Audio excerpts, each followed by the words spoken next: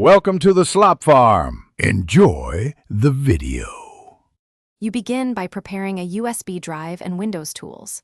Insert an 8 GB or larger USB. Make sure important files are backed up because the drive will be erased.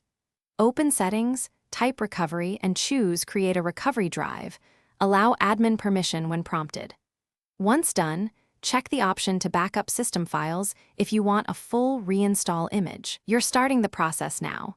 This saves time later and ensures you can reinstall or troubleshoot Windows 11 when needed. You continue by selecting the correct USB in the recovery wizard and confirming the drive letter, because choosing the wrong drive will erase data. Pick Include System Files if you want the full reinstall option.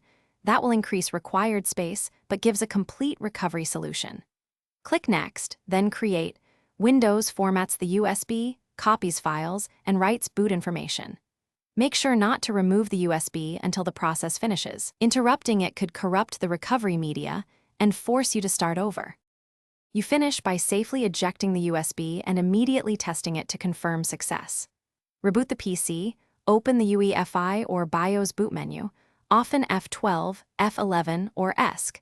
Then choose the USB device and verify the Windows recovery environment loads.